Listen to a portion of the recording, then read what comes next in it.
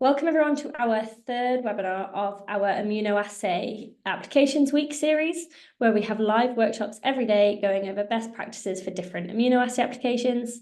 So my name is Dr. Poppy Nathan. I'm a scientific marketing specialist here at Proteintech, and I'll be chairing this workshop.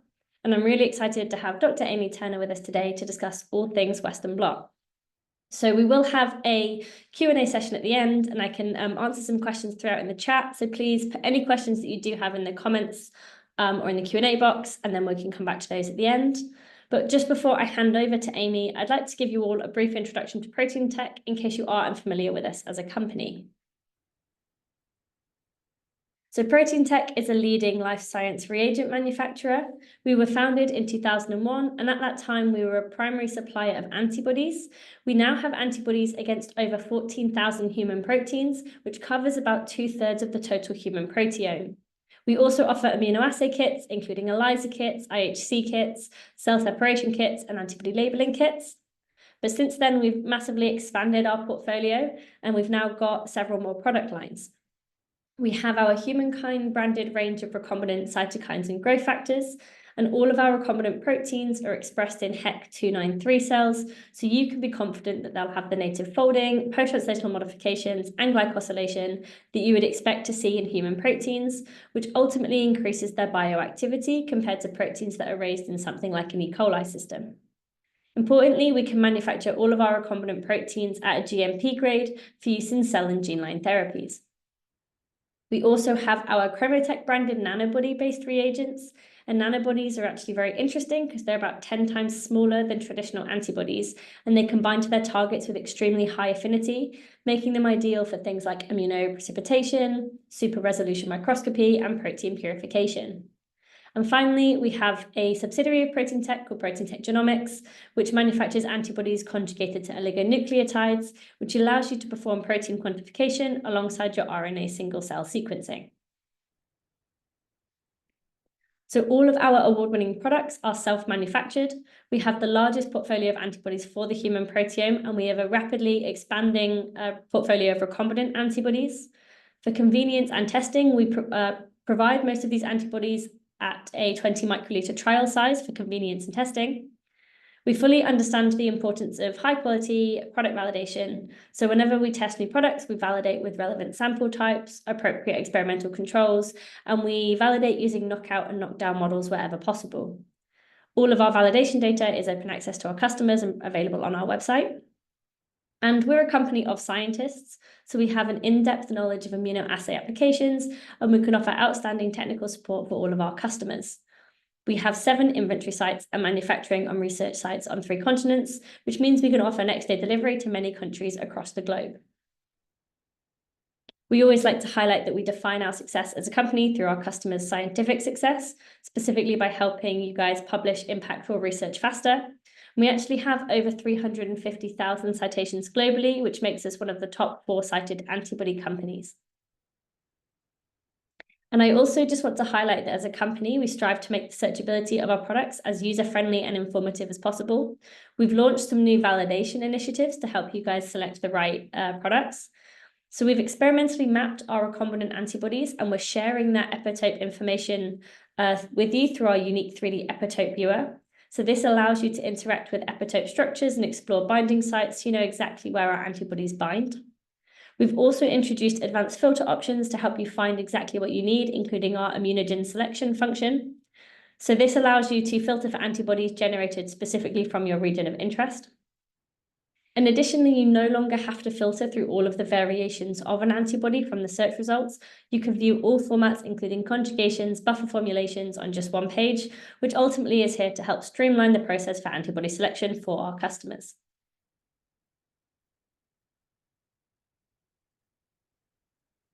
And lastly, I want to highlight that we've built off of the information from our epitope mapper and database, and we've recently launched an AI-powered search tool on our website called Able AI.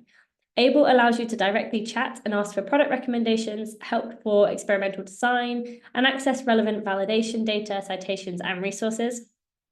For example, you can ask Able, recommend me specific antibodies validated for Western Blot in this specific sample type, And Able will be able to suggest the best products for your experimental needs so that you don't have to spend countless hours researching for the right antibody. Able is a first-of-its-kind tool designed by our scientists in-house with customers in mind, so you can focus on our discoveries and not on reagent selection. We're really proud to be the first in the industry to launch this, so do check it out if you have time, either through the QR code on the screen there, or you can find it on our website homepage. But as I said, I'm really excited to be joined with Amy today. So Amy attained her PhD in structural and molecular biology from the University of Leeds, which focused on developing utility of Affimer reagents, which are a non-antibody binding protein, in streamlining the drug discovery pipeline, specifically targeting cancer-associated proteins, namely KRAS and PAC5. So leveraging her experience in structural biology and the cancer field, Amy transitioned from academia to industry and now works as a scientific liaison here at Proteintech, where she leads the European Field Marketing Representative Scheme, providing postgraduate researchers with industry acumen alongside their studies. So as a scientific liaison, Amy also delivers immunoassay workshops and creates content that resonates with Proteintech's diverse research audiences, including things like our detailed product guides, blog posts, protocol videos, webinars, and the famous Proteintech podcast. If you're not familiar with that, you can again find that all on our homepage. With that, just want to say a huge thank you, Amy, for being here and sharing all of your Western Blot expertise with our audience. I'll stop sharing my screen now, let you take over. And as I mentioned, please feel free all to pop any questions you have for Amy just in the chat. Thanks, Poppy. What a lovely introduction. So I'll go ahead and share my screen now. If you let me know that that has worked. Yeah, is that all good to go? You can see that. Perfect. All right, guys. Well, thank you so much for joining me today. There seems to like a lot of people in the chat all saying hello. So hello back to you. As Poppy has already introduced, I will be giving the third installment of our immunoassay applications week, namely on Western blotting. And today I'm going to be introducing a few little tips and tricks to accelerate your workflow. So if you've already done a Western blot before, or you've not done a Western blot before, you'll probably know that they take quite a long time. So I'm going to introduce a few new products, a few innovative developments from Proteintech that can help you speed up the workflows and ultimately your research progression. So in terms of the next hour, hopefully get it under an hour, we'll go through step-by-step protocol considerations. So exactly what you need to be thinking about at each step of your protocol and why you need to be thinking about them. I'll then go through some advanced tips for Western blotting, namely for proteins that are phosphorylated, those proteins that are large and also small, and also at the end, hopefully go through some Q&As with some troubleshooting advice sprinkled in there as well. So firstly, what is the purpose of a Western blot? And I'd just like to preface this by saying that obviously Poppy has already mentioned that I do have a PhD in molecular biology. I did about 1,000 Western blots during my PhD, and I actually really like them, which is an unusual opinion. But the point of them is essentially to separate a molecular mixture. So for example, a cellular lysate. So it's a lysate full of different proteins, separate them out, identify and quantify specific proteins of interest for you then to go on to do your downstream analysis. So there's a few different ways in which you can use a Western blot, a few different reasons why you would use a Western blot. The first one is expression analysis. So, for example, I'm going to use KRAS as my example because it is my favorite protein.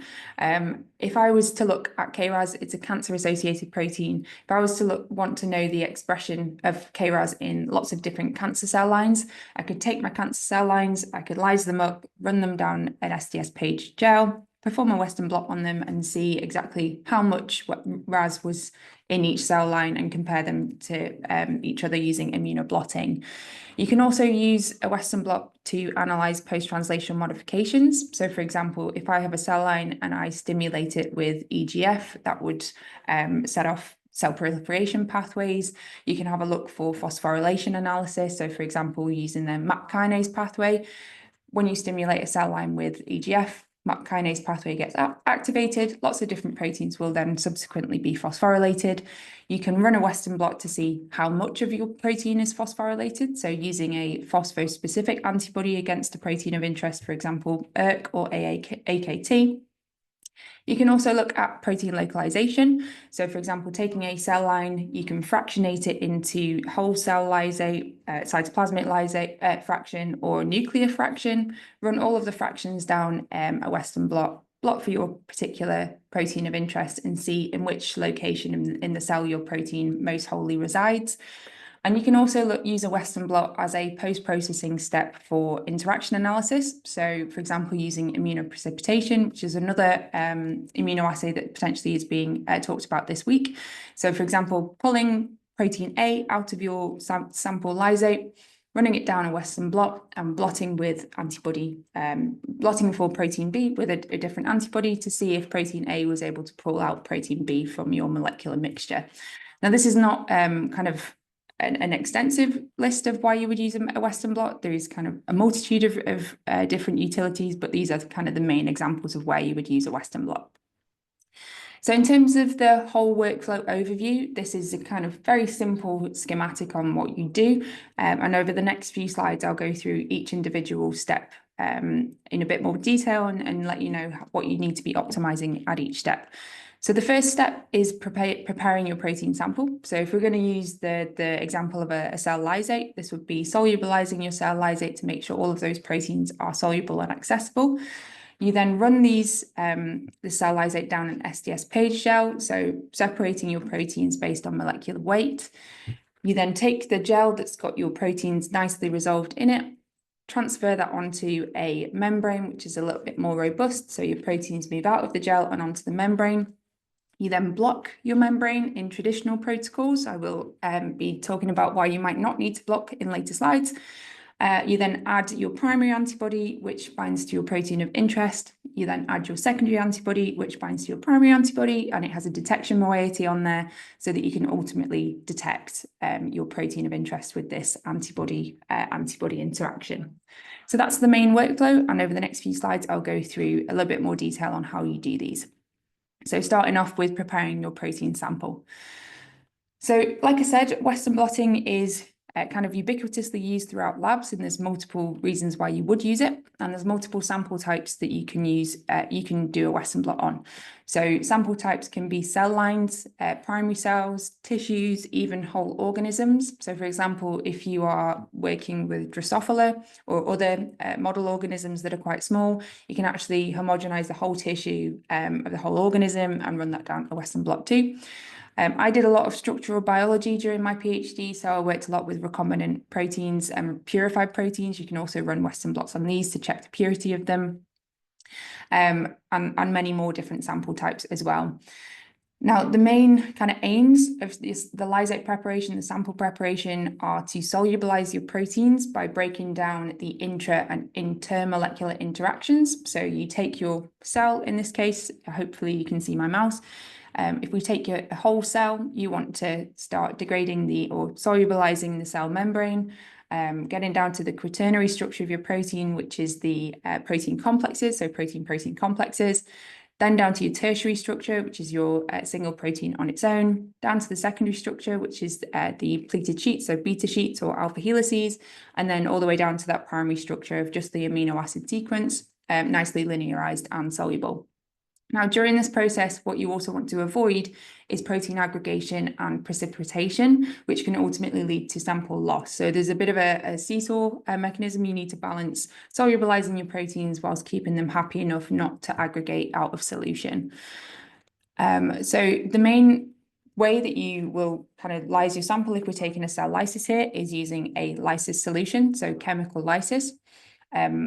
You kind of scrape your cells out into a tube, combine it with your lysis solution and let it do its thing. But what I want to kind of highlight in this slide is the different components of your lysis solution. Now, I know when I was doing my research, quite often you'd walk into a lab, you get handed a protocol that has been used for millennia, and it's got instructions on how to make your buffers. And especially when you're new to the lab, you just sort of add the components of the buffer, and you don't really think about why you're putting each of the components into the solution. So what I want to do on this slide is just highlight each of the different components of the lysis solution, why you're putting them into your tube, why you're putting them onto your cells, so that if you come to needing to optimize your protocol, you can figure out what concentrations of each component you might need to change. So in the lysis solution, you will always have a buffer system. So this is typically like tris HCl. So a buffer system maintains the physiological pH of your solution. So if you think back to my previous slide, again, you want to keep your proteins, you want to solubilize your proteins, but keep them happy enough in the solution that they don't precipitate out. So maintaining a pH that is similar to what that protein was residing in within the cell is a good way to do this. So typically between pH 7 and pH 8. You then want to add salt ions. So salt ions will maintain the ionic strength of the solution, again, maintaining what that protein would have been experiencing in the cellular environment. It also helps to disrupt the cell membrane when you add salt in there. But what you need to be aware of is that sometimes too high a salt concentration can actually make you downstream. You can get smiling bands in your Western blot, so just be aware of that. The third thing that you add into your lysis solution is chaotropic agents and detergents. So these are things like urea or Triton X100. So what these do is they weaken the hydrophobicity of proteins to solubilize them. So detergents will typically have a hydrophobic and a hydrophobic element of them. The hydrophilic element of them, sorry. So the hydrophobic element will interact with your proteins, and the hydrophilic element will interact with the water in your solution. So that will help to solubilize your proteins and maintain them in solution. The fourth thing on this slide here is protease and phosphatase inhibitors. So this is one of the most important things that you need to include in your lysis solution. These are inhibitors of phosphatases and proteases, as the name suggests. Now, proteases and phosphatases are enzymes which are within your cellular environment. They're ubiquitously expressed within your cell, so they can be within the nucleus, they can be within the cytoplasm, they can be within mitochondria. And when you start breaking down the walls of all these organelles, they get kind of broken out. The proteases, the phosphatases then have access to all proteins within your sample. And what these enzymes do is they will chop up proteins, they will degrade your proteins, that is their use. But obviously, if you're wanting to detect your protein downstream, then you don't want it to be degraded. So you need to inhibit these with phosphatases and protease inhibitors. And then finally, you want to add a reducing agent, so either beta-mercaptoethanol or DTT. Now, this helps to disrupt the disulfide bonds that occur between two proteins or within a protein, so that you're fully denaturing down to that primary structure. Now, the thing that you need to think about as well is where your protein of interest resides within the cell. So, for example, if you've got a protein that lives in the nucleus, when you start degrading the cell membrane, so solubilizing that cell membrane, you will also have to solubilize the nuclear membrane in order to have access to your protein of interest, which means that you might actually need to use a stronger detergent than if somebody was looking at a cytoplasmic protein that just resides within the cytoplasm and you only have to break down one membrane. So just to those people who are new to the lab and new to the Western blot protocol, if you have been given a protocol by somebody else who is working on a different protein to you, make sure that you are tailoring the lysis solution to the protein that you are actually interested in and where it resides in the cell. So Proteintech's top tips for an effective sample lysis is, like I said, tailor your solution to your particular sample type and your protein of interest. If your final lysate looks really gloopy, you might have to do a sonication step. So this is using basically sonar waves to mechanistically break down your sample. So there's basically putting it in a sonicator, it adds sonar waves, and that will kind of break down any bonds that have been difficult to break down using chemical lysis. If you keep your samples on ice, this also decreases any enzyme activity from those phosphatases and proteases. So with most immunoassays, if you keep your samples on ice, it reduces any catalytic activity of things that are going to start to break down your proteins of interest before you have a chance to detect them. So that's our sort of top tips. Proteintech have also got lots of resources online, including a full webinar on how to sort of optimize your sample prep, your lysate prep. So you can go kind of offline and have a look at that webinar too. You can put it at double speed so you can get to the right section that's of interest to you too. So once you've got your lysate nicely soluble and all your proteins are nicely soluble, you then need to combine it with an STS sample buffer. So the STS sample buffer is what you need to essentially give those denatured proteins a negative charge, which is necessary for it to migrate down your STS page. So again, just looking at the components of the STS sample buffer. I won't do this for all the buffers, but I just want to get your kind of head around thinking about what's in your buffers. So the first thing that's in an STS sample buffer is, of course, SDS. So this is the element that gives your proteins that negative charge. So I always think of my proteins, or I used to think of the proteins that I was working with as a piece of rope. And when they're in their native form, it's in a specific knot in a specific shape. But when you have denatured it, it's a long string. You then want to add this negative charge all the way along it so that when your proteins start to migrate down that STS page gel, they'll migrate purely based on their molecular weight rather than the shape of them or the charge of them. So they have this uniform negative charge. The other thing that's in this buffer is glycerol. So I'm sure I think there's about 500 people in this call right now. Many of you might have already done a Western blot. When you start running that STS page gel, or when you start loading the STS page gel, I'm sure that at least one of you has done it and your sample has floated out of the well. I did it many times. That's because the sample isn't dense enough to stay in the well. So that's the reason that we add glycerol into the STS sample buffer. That just increases the density and makes sure that the sample stays in the well so that then it will migrate when you turn it on. In your sample buffer as well, you have bromophenol blue. This is purely to make the sample blue so that you can assess its migration down your STS page. And then finally, you also add reducing agent into the STS sample buffer, again, just to make sure that any of those disulfide bonds are fully denatured and what you're getting is perfect migration of your proteins. So most protocols will tell you then to boil your samples. So when you've prepped your lysate, you've combined it with the sample buffer, they'll say boil your samples at 95 degrees for 5 to 10 minutes. And in most cases, this is appropriate. It means that you've got kind of complete denaturation of your sample. It really disrupts the hydrogen bonds, the hydrophobic interactions, and the van der Waals forces. And it makes sure that your protein's fully unfolded. However, if anybody is using a membrane protein, these typically are really big proteins and they are sticky proteins. They're quite notoriously difficult to work with. And occasionally heating up these proteins will mean that they actually crash out of solution.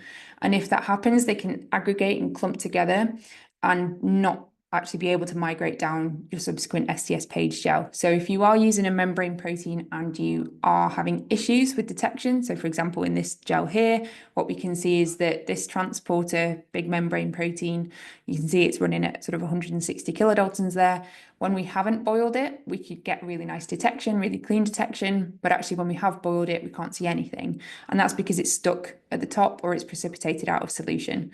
So my tip for people who are working with membrane proteins who might be having issues with detection is actually do a temperature titration essentially on your samples. So once you've solubilized and once you've made your lysate, incubate at different temperatures, not just 95 degrees for 10 minutes. You can go colder than room temperature, all the way up to 100 degrees, and run those samples under the same conditions and see at which point you can actually see your sample most effectively. My kind of health and safety tip here is if you are using urea in your sample buffer as a cheotropic agent or your lysis solution as a cheotropic agent, don't heat above 37 degrees because it can actually form ammonia, which can then kind of interfere with the characterization of your protein. So if you do use urea, don't heat anything above 37 degrees. So hopefully at this stage, you've got a really nice protein sample that is combined with your STS sample buffer. The next thing to do is a STS page. And this, if most of you probably have done a biochemistry degree, the kind of thing that's ringing in my ear is that an STS page separates your proteins based on the size. And this is true. So an STS page uses a acrylamide gel to separate your proteins based on size. And the gel, I always think it's like a mesh. So it's not a solid medium, it's a mesh-like structure. So it has tiny holes in it where your proteins can migrate. But what that means is that if the gel has the thing that makes the mesh is called acrylamide, that's the component that makes your mesh. If you have a high percentage acrylamide, the holes in the mesh are smaller. If you have a lower percentage acrylamide, the pores in the mesh are a little bit larger. So this is important to know, and you need to use the percentage acrylamide that is most appropriate for the protein of interest that you're looking at. So if you're looking at a particularly large protein, so anywhere between 80 and 200 kilodaltons, then you're going to need a acrylamide gel whose pore size is large enough to allow those proteins to migrate effectively.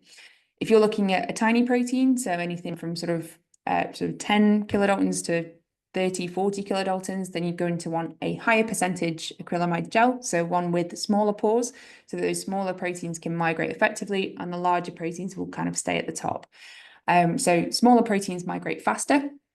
They can fit through the pores a lot faster, and therefore they travel farther down the gel. Higher molecular weight proteins take longer, so they end up higher up the gel. You can also use gradient gels, which have a gradient of acrylamide. So each section of the gel, it's got different percentage acrylamide, so the size of the pores is different. And this can be good if you are working with 2 or 3 different molecular weight proteins and you want to detect them at the same time. So our tips, if you are coming to a Western Blot protocol for the first time with a new protein, is load at least 30 micrograms of your protein, especially if you don't know what the expression levels are. Use a suitable gel percentage based on molecular weight, like I said. And if you are seeing smiling bands, which if you've done a Western Blot many times, you probably at some point have seen a band that is smiley. Might look nice, but it's not very effective for publications. What we suggest there is that you decrease the voltage that you are running in that SDS page gel. So there's always a tendency to run it at a higher voltage so that it goes faster and you can go for lunch or you can go home quicker. But actually what you want to do is run it slowly so that they resolve nicely and you don't get smiling bands.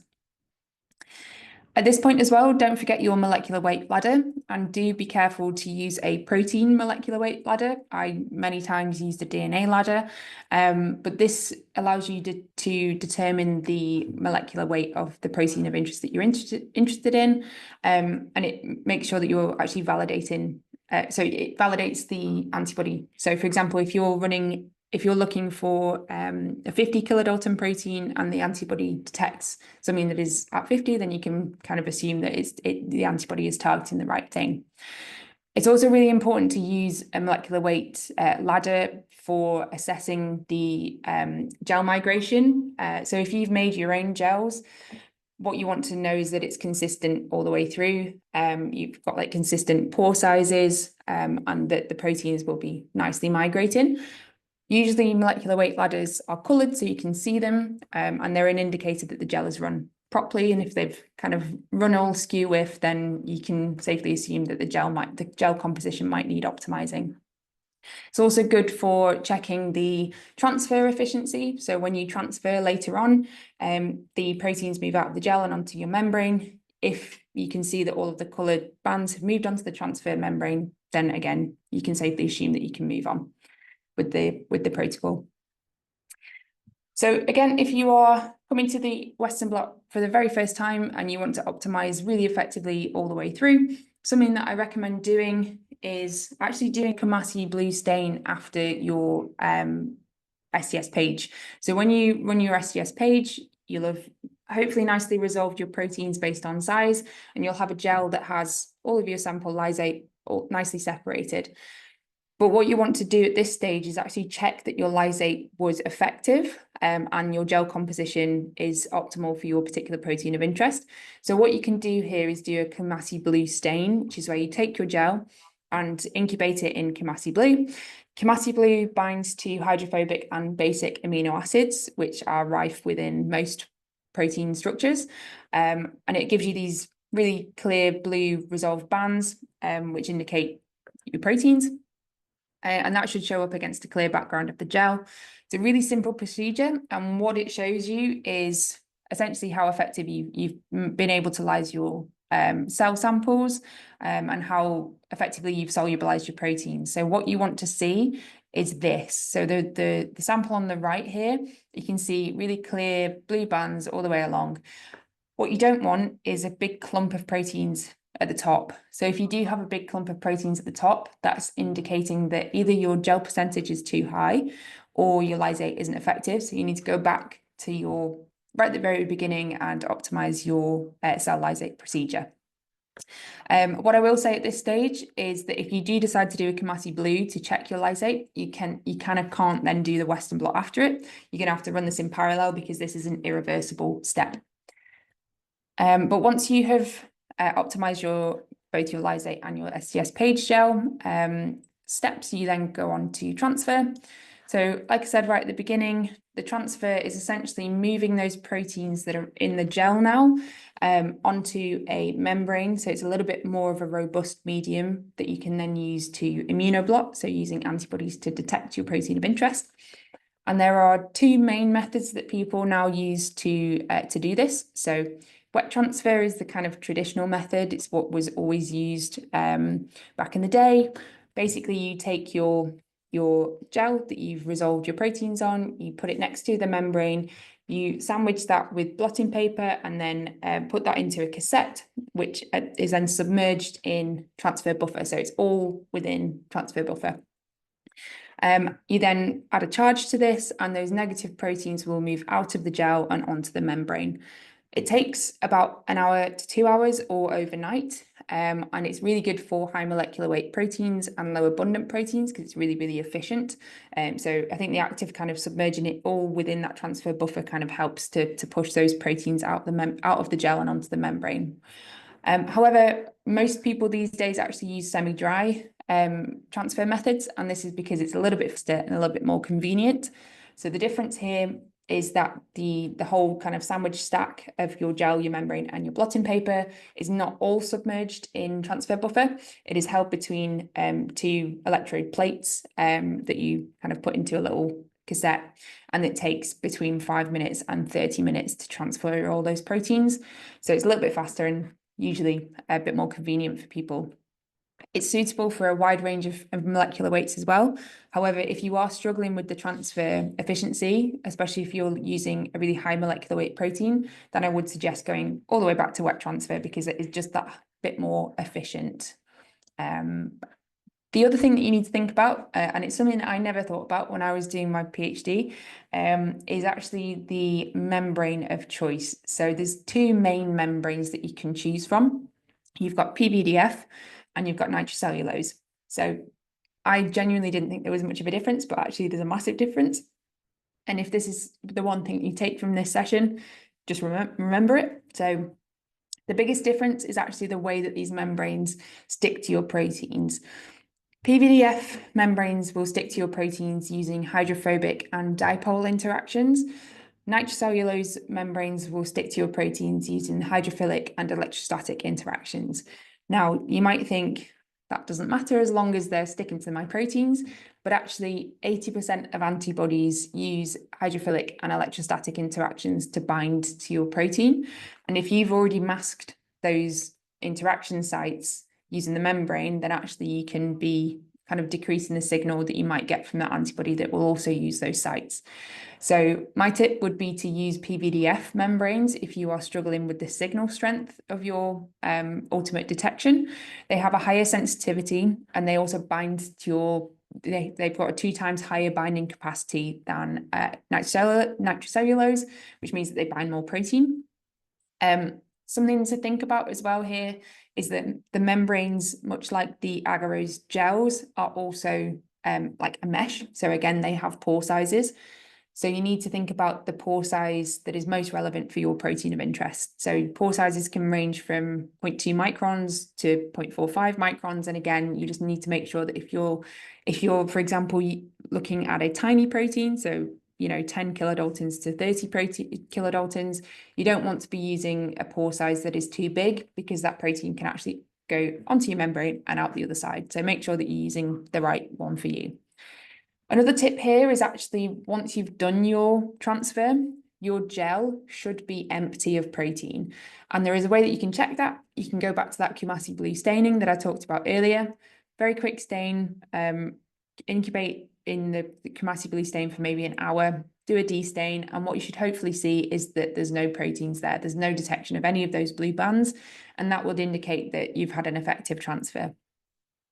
Always remove the air bubbles as well. So if there's people in the audience, you will, who've already done a Western Blot before, you'll know that bubbles can appear when you make that stack. So making the stack of the membrane and the gel and the blotting paper, bubbles can occur between the gel and the membrane, and that will obviously affect your protein being able to migrate across. Usually what will happen is that bubble will occur right on the point where your protein of interest is. So make sure that you roll it out using a roller, and make sure that you can get an effective transfer across the whole of the membrane. So once you have transferred your proteins onto that membrane, what you then want to do is block the membrane. But again, I've got a little bit of a caveat here, but we will talk about that now. So blocking is a kind of universal step for most immunoassays. It's a way for you to prevent non-specific binding of antibodies. So if you imagine at this point, you've got a membrane, your cell lysate, whatever sample you're using, has transferred onto that membrane, and there will be parts on the membrane that are empty, essentially empty and ready for protein binding. And an antibody, which you'll later use to detect your protein of interest, is a protein. So it's charged and it will stick to that empty portion of that membrane non-specifically. So you want to avoid this by blocking the membrane, and blocking the membrane essentially adds non-specific proteins onto those empty portions of the membrane so that your subsequent antibody then won't bind. So typically you would use non-fat milk or bovine serum albumin, BSA, which are non-specific proteins that would then saturate that membrane and make sure that your antibody doesn't non-specifically bind. Within that blocking solution, you would also, the base of it would be TBST or PBST, and that element of T, the tween, is a detergent, and that just aids the wetting of the membrane, so it prevents it drying out. However, it does take about an hour to do this, so typical Western Blot, traditional Western Blot protocols will suggest that you take your membrane out of your transfer machine, give it a quick wash, and submerge it in blocking buffer for at least an hour. However, Proteintech have actually developed a new solution, which means that you don't need to block anymore. It's called our Blotting accelerator. If you want any more information on it, please scan the QR code. But essentially, if you take your traditional blotting protocol, like I've just sort of been describing now, you do your STS page, you transfer, you then block for an hour, you then add your primary antibody for an hour, you then have to wash, you then have to do another incubation with a secondary antibody, then you do another wash, and then you can detect. So it does take quite a long time. So Proteintech, like I said, we have developed this blotting accelerator. It's essentially a buffer that you dilute your antibody in instead of milk or BSA. And what you do, you essentially skip out that blocking step and you go straight from transfer, very, very quick wash in TBST or PBST for 3 to 5 seconds. You then incubate with your primary antibody in the blotting accelerator, and you only need to incubate for up to 25 minutes. So 10 minutes to 25 minutes. You then again do a very quick wash, so 3 times 1 minute instead of 5 times 5 minutes. You then add your secondary antibody again in the blotting accelerator, and you can incubate from as little as 8 minutes to 15 minutes. Then do a quick wash, again 3 times 1 minute, and then you go on to do your detection. So it takes your protocol from 4 hours to 40 minutes, which is something that is kind of revolutionary. I've got a colleague in Rotterdam actually who did their Western Blot post-transfer in 3 minutes, which is a bit of a record. So if you are interested in using this blotting accelerator, please do have a look on our website using that QR code. So going back to kind of the traditional Western Blot, which most people will be doing at this stage, after you've blocked, you then incubate with your primary antibody, which is specific to your protein of interest. Now, choosing the right primary antibody is paramount. Obviously, you want to target your protein of interest. So I'm going to use KRAS as my example. When I was think back to when I was doing my PhD, I didn't really care about the clonality of the antibody, didn't really know the difference. I just sort of used what was in the freezer. But what I also want to make sure that everybody knows is that it's really highly important that you do understand the difference between the clones of antibodies, because it can affect optimization downstream if you are having issues with your detection of your protein. So I'm just going to briefly go through each of the clonalities and what their benefits are. So polyclonal antibodies are your kind of traditional, conventional antibody. This was the original kind of antibody reagent that people have used for years. These, as their name suggests, are multiple clones of antibodies within one mixture. So each of the antibodies in that one tube binds to the same protein, but it will bind at different sites on that protein. So multiple different epitopes on that protein will be covered by the polyclonal antibody. These are derived from the serum of immunized animals. So for example, at Proteintech, the polyclonal antibodies are raised in rabbit. You immunize the rabbit with the antigen of interest. That rabbit will raise an immune response, and we take the antibodies from that immune response, and that's what your polyclonal antibody is. So it recognizes multiple epitopes, so it has high affinity, essentially. So the avidity effect of multiple antibodies binding to one protein means it's got high affinity. It's great for rare species that might have whose kind of the homology between for example, if you immunize the animal with a human protein and you're working on maybe a zebrafish protein equivalent, the kind of chance that there is a homologous region on the zebrafish protein compared to the human protein that is covered by one of the clones, at least one of the clones of the polyclonal antibody, it's quite high with polyclonals. So it's great for rare species, and it's good for low abundant targets because you get that signal amplification from the multiple clones binding. There is also monoclonal antibodies, which again, as the name suggests, are a singular clone. So they recognize one single epitope on your protein of interest. The way we produce these is we take the B cell of the animal that is producing antibodies against a particular protein. We fuse that B cell with a myeloma cell line, which is a cancer cell line, so it's highly proliferative. That forms a hybridoma, which means that you essentially internalize this B cell that is producing this antibody of interest. So then you just have a cell line that continually produces the antibody against a single epitope on your protein of interest. These have really low background because they, again, just only bind that one epitope. They're highly specific, and they have minimal lot-to-lot variability because they are being produced from that one cell line that is just continually proliferating. We then come on to recombinant antibodies. So this is the kind of shiny new antibody. It's been on the market for maybe the last 5 to 10 years. But these antibodies combine the high affinity of a polyclonal reagent with the high specificity of a monoclonal reagent. In this sense, we take essentially the DNA code of the heavy chain and the light chain of the antibodies. We put this into a cloning vector, and then we recombinantly produce these antibodies in human cells. So these recognize defined epitopes, and they're kind of engineered for specificity, and they have no lot-to-lot variability. So the reason they have no lot-to-lot variability is because we know their sequence, and we recombinantly produce them. So there's no genetic drift. There's no difference in sort of bleeds of different animals or the immune response. We have that genetic code. We know exactly each time that we're producing the exact same reagent. So they are perfect for long-term projects where you want really, really high reproducibility in your assays. So they're the kind of 3 main clones of antibody that you need to be thinking about. Choose based on the protein of interest, essentially, that you're working with. You also need to plan your controls. So as well as finding an antibody for your protein of interest, you also need to plan antibodies for control proteins.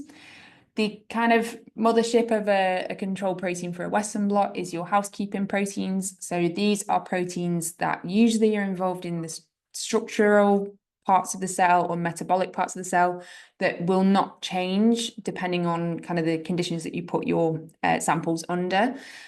So these are things like GAPDH, beta-actin, beta-tubulin. The thing that I want to highlight here is pick a loading control based on where your protein of interest is in the cell. So most people, if you're doing like a whole cell, if your protein moves around the cell, it's nuclear, it's cytoplasmic, it's membrane, wherever, your kind of gold standards are your GAPDH, your beta-tubulin, and your actin. Your actin. So they're pretty ubiquitously used throughout most proteins.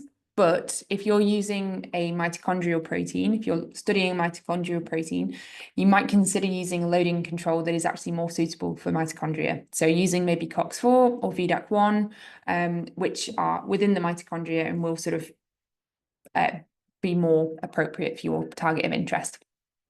You also want to use antigen controls. So if you were in a Frida's talk yesterday for the IF stuff, antigen controls are also really useful for immunofluorescence. But these are your positive and negative controls. So positive being a sample that overexpresses your protein of interest, and a negative control is a sample that does not express your protein of interest. So if you're wondering, where you can get hold of a sample that doesn't express your protein of interest, either you can make it yourself, so using an siRNA or an shRNA knockdown, or you can find commercially available cell lines or samples online using the PAXDB or the Human Protein Atlas. I've also put the Able logo up in the corner there. Able AI is our AI-powered search tool on Proteintech's website. It's fantastic for looking for the most appropriate controls for your research as well. On here as well, we've got phosphoprotein controls.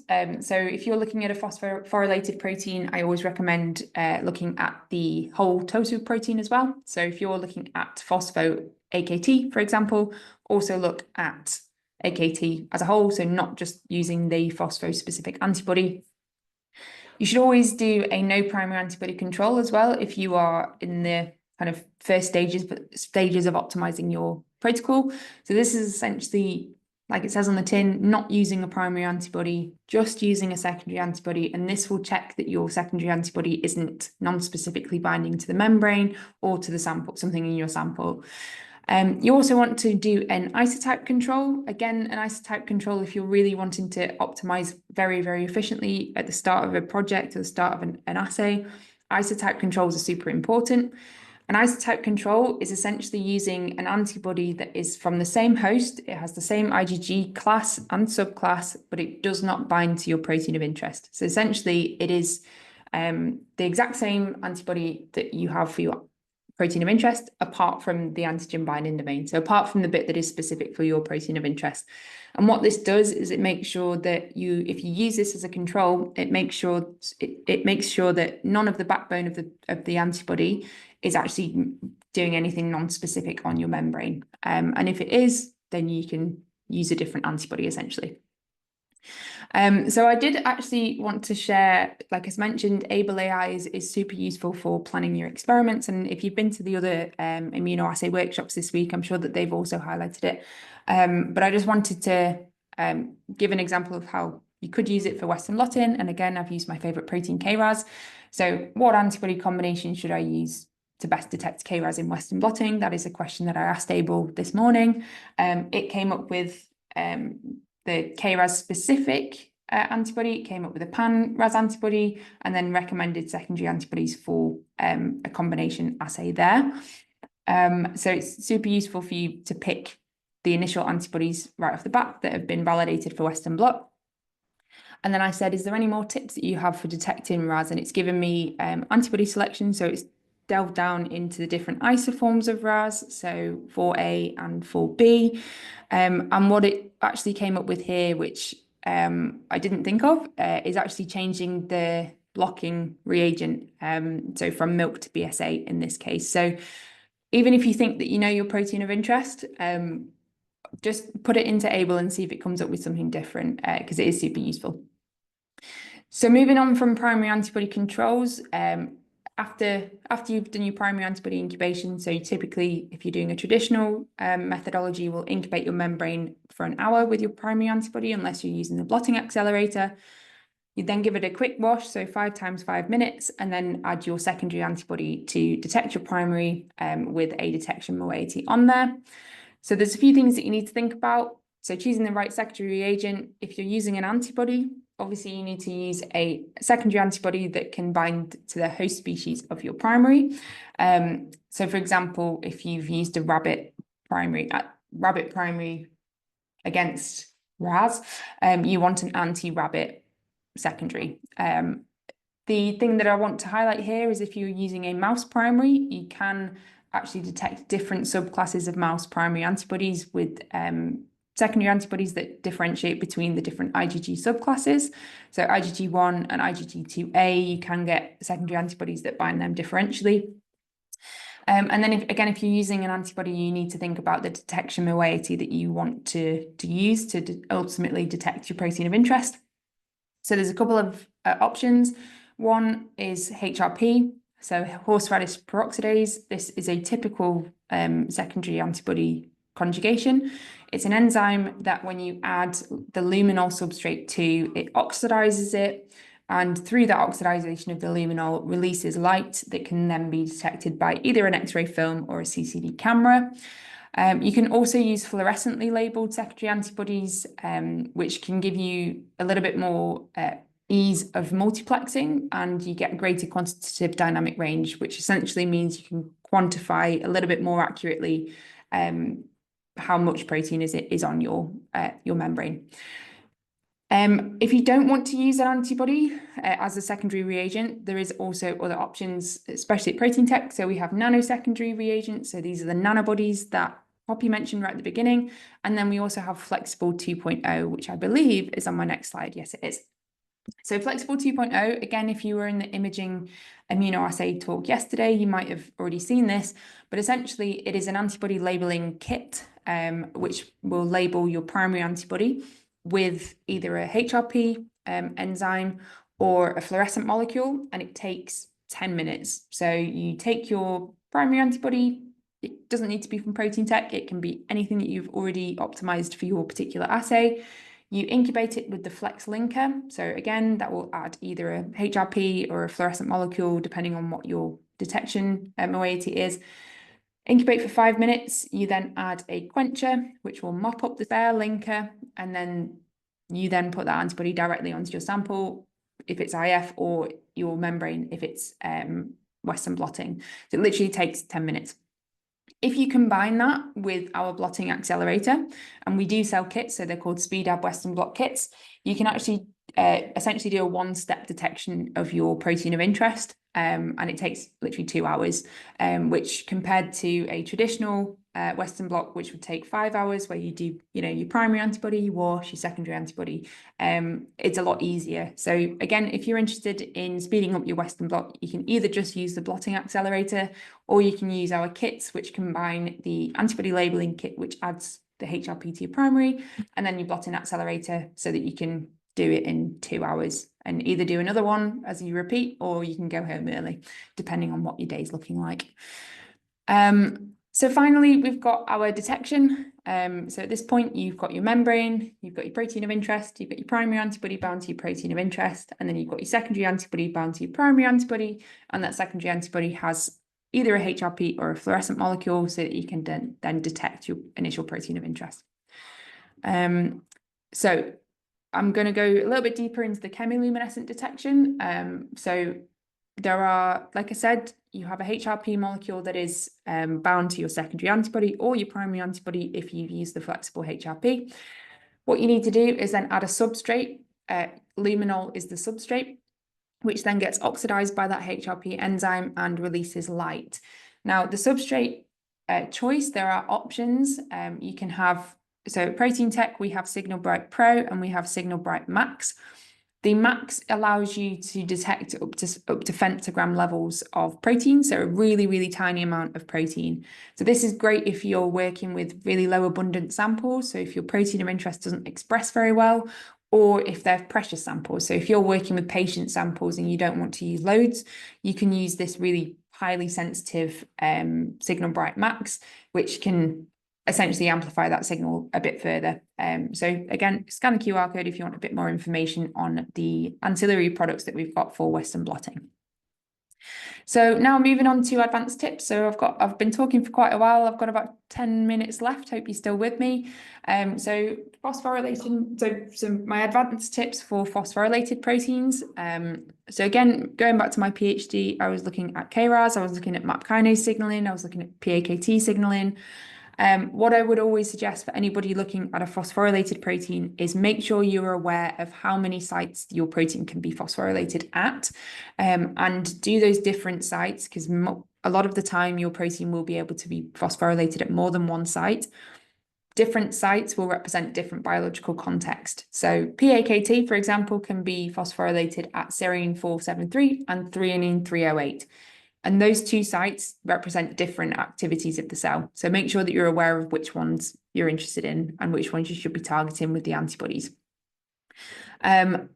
In the lysate prep, include phosphatase inhibitors and protease inhibitors.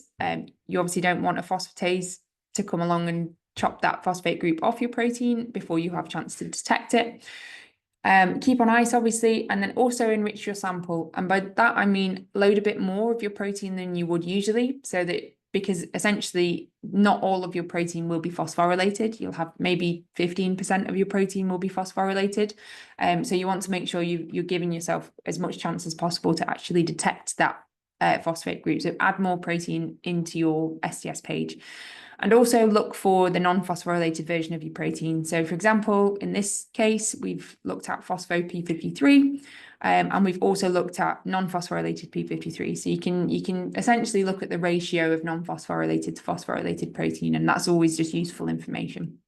If anybody's looking at small proteins, so anything less than 20 kilodaltons, there are a few tips and tricks that we've got to make sure that you've got the most highly resolved Western. So using a tris-trizene stacking gel instead of a tris-glycine is useful. So this stacks your proteins more uniformly so that when it hits the resolving gel of the STS page, they'll resolve a lot neater. So as you can see on the right there. Overtransfer is a common mistake. So this is what I said earlier. Proteins can go through from your gel onto the membrane and then out the other side. So make sure that you're using the pore size that's right for your protein, so a small pore size, and also use semi-dry transfer. Don't use wet transfer for a small protein. And you can also soak your gel before transfer in an STS-free buffer, so probably DDH2O, before setting up the transfer, and that prevents the smaller proteins escaping the diaphragm or, again, over-transferring. Large protein tips. So again, the gel composition is useful to change if you're looking at anything above 100 kilodaltons. So higher resolution, you get higher resolution for large proteins if you use tris acetate gel rather than a tris glycine or a bis tris. This is because the gel is kind of floppier, so it's a bit less restrictive and it allows those larger molecules to migrate faster. If you're transferring onto a PVDF membrane, try and reduce the amount of methanol in the transfer buffer. Methanol and other alcohols can make large proteins precipitate out of solution. So reduce or remove as much as possible. And you can also increase the SDS detergent to 0.1% in the transfer buffer, again, just to make sure that those large proteins will stay in solution. For large proteins, I've also already mentioned this, but wet transfer is a bit more efficient. And you can also have a look at the higher molecular weight proteins in your protein ladder to make sure that they have transferred over. Western Blot troubleshooting. A couple more slides and then we'll get on to the Q&A. So this view of a Western Blot is most likely what most people have seen as their first iteration of Western. Usually you get extra bands. It's very normal. And that doesn't necessarily mean that you've got a bad antibody. There are a multitude of reasons why you might have these. So in terms of the higher molecular weight bands, these could actually indicate something that's going on biologically. So for example, glycosylation.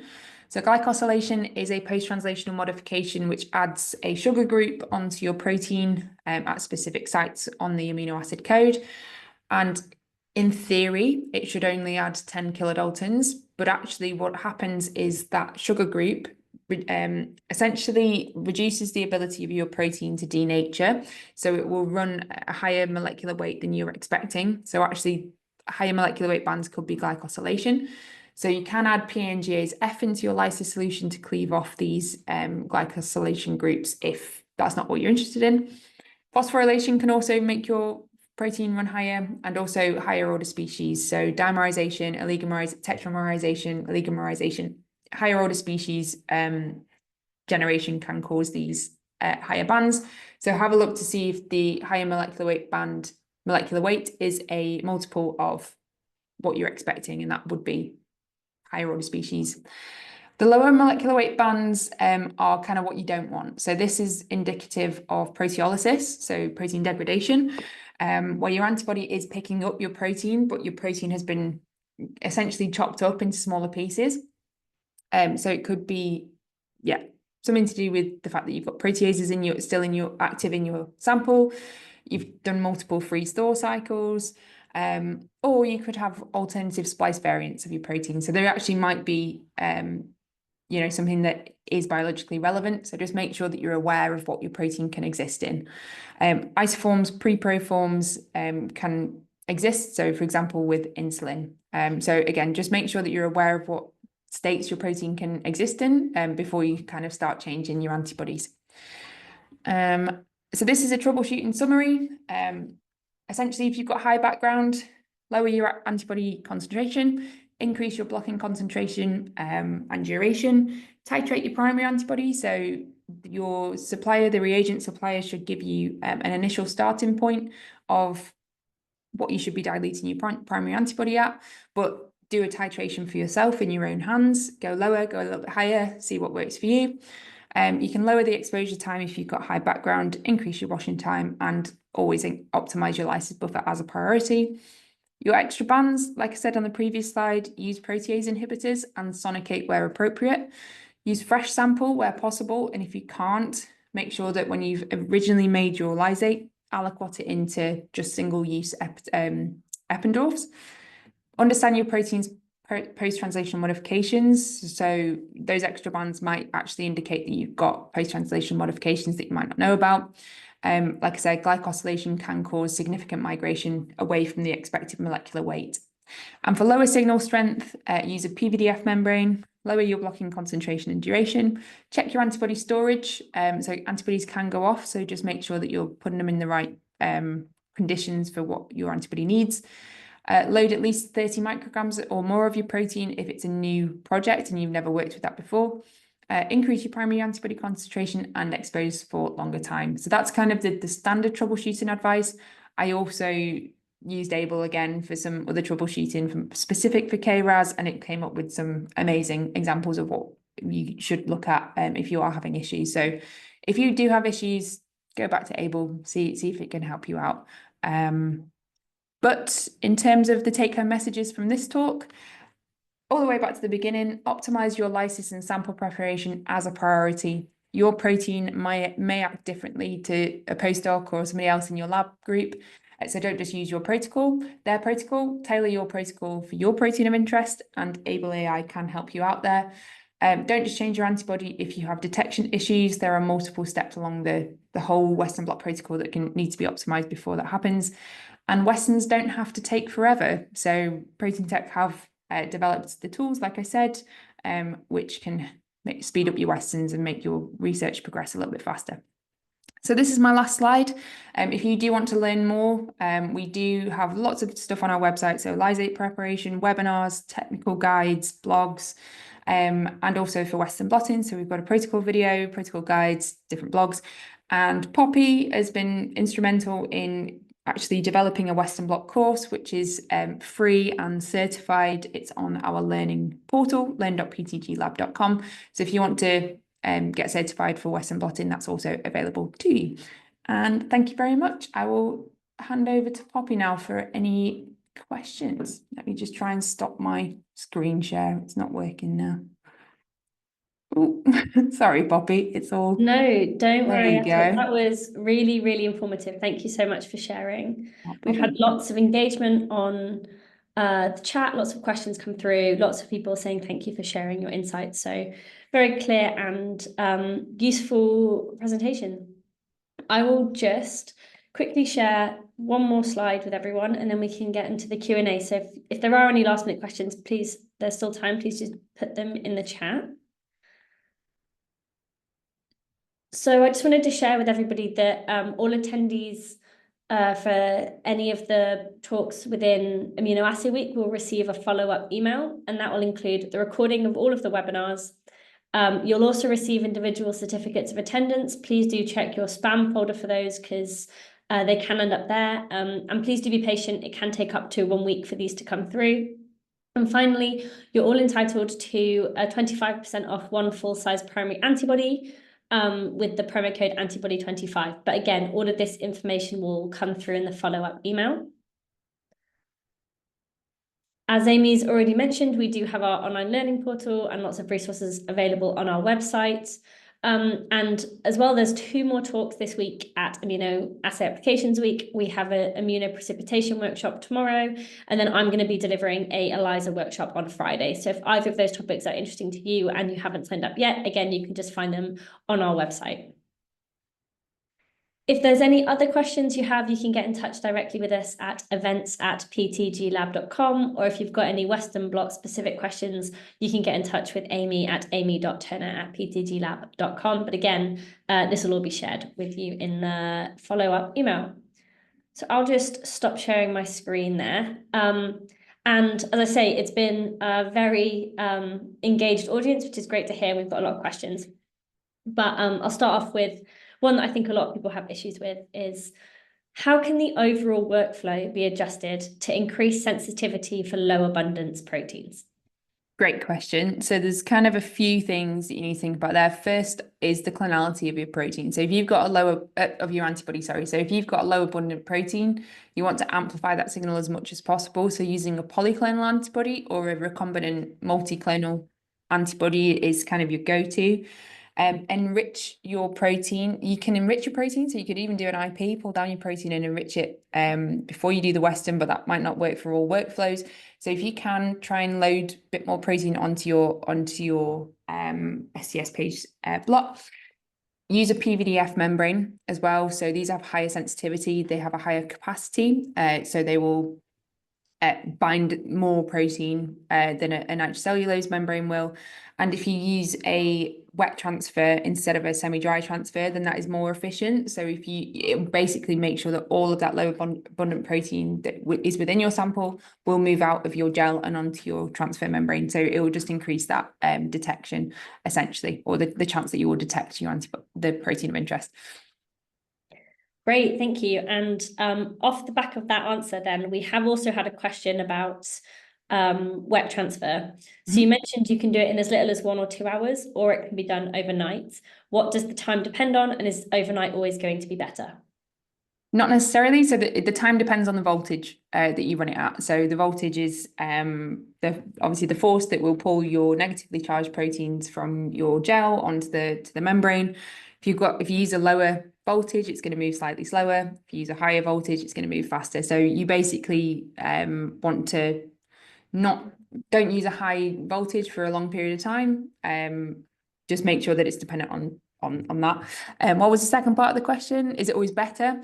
Not necessarily, but I think if you're looking at a low abundant protein, I think it is probably the best option for you. So it is more efficient to move proteins slower and longer.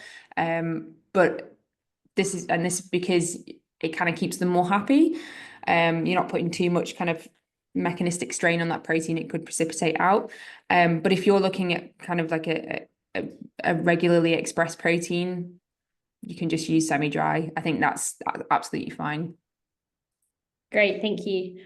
Some more questions as well about different experimental conditions. So someone has asked, when they're using a very highly concentrated protein lysate, so in this case it was a lyophilized lysate, do you have any suggestions to help minimize aggregation? I would dilute it, honestly. Sometimes, I mean, proteins are tricky to work with. I always think of proteins as tiny little magnets.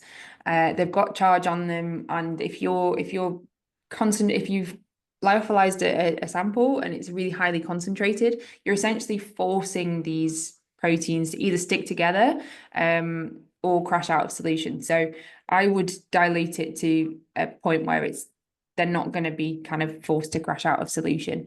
You can dilute it either in the buffer that it's already in or in the sample buffer. But yeah, ultimately try not kind of keep it really highly concentrated.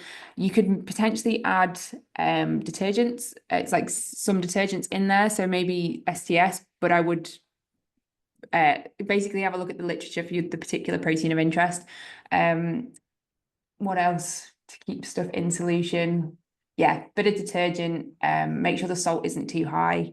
But ultimately, if you can dilute it slightly, that would probably be the best thing to do.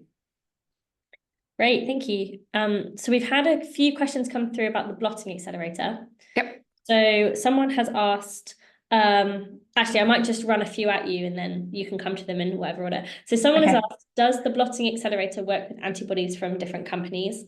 Someone has asked, yes. It works for any antibody. Doesn't matter that it's from Proteintech or not. Perfect. Somebody has said, how does it behave in terms of non-specificity? Because obviously you don't need to do the blocking step anymore. So basically the kind of magic behind the solution is that it increases the binding kinetics between your protein of interest and the antibody of interest, and the antibody that binds to your protein of interest. So it will increase those kinetic interactions, meaning that the non-specific interactions that might happen over a longer period of time are just reduced, essentially. Great. And then final question on the blotting accelerator. How efficient is it when using to detect extremely low expressed proteins? That's a good question. So what I would say is that if you've already optimized your antibody for your low expressed protein, it's kind of a substitute for the milk or the BSA or whatever that the blocking is that you're working with anyway. So if it's kind of dependent on the antibody rather than the blotting accelerator. So if you do decide to switch to the blotting accelerator, you might have a bit of, you might have to slightly optimize it for the antibody of use, but no more than you would for kind of your normal milk or BSA. Great, thank you. So one question which I think everyone who's done a Western Blot before is going to relate to is, do you have any tips to avoid spillage to adjacent wells when you're loading a gel? Make sure that the concentration of glycerol is high enough in your SDS sample buffer. So this is just going back to that slide, it increases the density of your sample. So it means that the actual sample will kind of sit lower than the running buffer. Try not to overfill, obviously. If you make your own gels, typically you'll get the little prong things, I can't remember what they're called, but the well bits of plastic that make the wells, and they come in like 10 wells or 15 well molds. So if you need to load lots of protein, if you need to load a larger volume because the concentration of your sample is too low, then I would always just try and use the 10 well ones, which have a little bit higher volume. And if you are really struggling, then just leave a gap between the wells. But you can also load the well and just leave it, let it settle, give it like, a minute, and then load the next one. And just try and be as careful as possible. You might, if you're using the Biorad cast gels as well, they can also, some of them come with like a mold that can help you actually load your gels, and they have like prongs, like a prong that sits on the top of the gel, and you can kind of add it like that if you're not super kind of well versed in loading gels a lot. What I would say is if you're doing a PhD with Western Blot, by the end of your PhD, you're very, very good at it. Yeah, unfortunately, I think that's one of those things that just takes a bit of practice, doesn't it? When you first game, exactly. Getting your head around it. Well, good luck with your gel loading. Maybe just a couple more questions now, because I am conscious of the time. But one person has just said, would you mind just repeating how to optimize gel percentage for the protein size?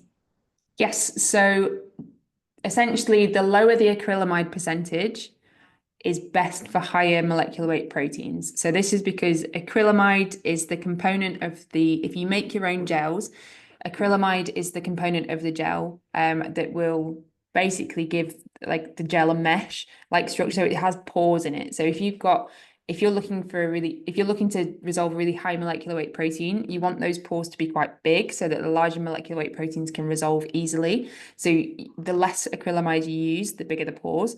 So that high molecular weight protein will migrate easier. If you're looking at a small molecular weight protein, you want tighter pores. So using a higher percentage acrylamide, like 15% typically, is better. So the smaller proteins will migrate through the small holes all the way down to the bottom of the gel, and the larger molecular weight proteins will remain at the top and migrate slower. So hopefully that answered your question. But our Western Blot guide, which is on our website, will give you a little table for the acrylamide percentages that you should use and the relevant molecular weight proteins that might be of interest for that particular acrylamide percentage. Great, very clear, thank you. And So we've had one question come through from someone who's using a semi-dry transfer method. Mhm. They've said that they are seeing their bands at the correct size, but the bands often aren't complete. So they're either only getting half their bands across, or it's just not very reproducible. Do you Okay. either know why or any advice on how to stop this? So there's a couple of things that it could be. Either the pressure on the plates is not uniform. So you need to make sure that when you're making that stack, the gel membrane blotting stack, that there's uniform pressure on each side. So maybe just try using a different cassette if it's that, and make sure that you roll out the bubbles. Or it could actually be to do with if you're using chemiluminescent detection right at the end of your protocol, you need to make sure that the chemiluminescent detection substrate is uniformly distributed across the whole bands. Because if you've only covered half of the band with the ECL, then you're only going to have the HRP reaction for half the band. So you've either got a transfer issue there where the pressure isn't consistent across the whole plate, or it's a ECL issue, a chemiluminescent substrate issue. Great. Okay, one final question. Being an antibody company, we need to answer the antibody question. Someone has said that they're using a polyclonal antibody through their Westerns, and they're not seeing the same answer every time. So they don't think it's an antibody issue because sometimes it detects for Western, sometimes it doesn't. But even when it doesn't, they are seeing the loading control. So they don't think it's a problem with the Western. Do you have any reasons on what that could be, or how they can improve reproducibility with an antibody? So if the controls are all working, then it could be an antibody issue. Polyclonal antibodies, what I would suggest is that you use it fresh each time. So quite often people will, use their antibody, put it in the milk or BSA, use it once, put it in the fridge, use it again. Don't do that if you're seeing, especially if you're seeing reproducibility issues. Make sure that the lysates are also fresh, because what it could be is that your actual protein of interest might be degrading.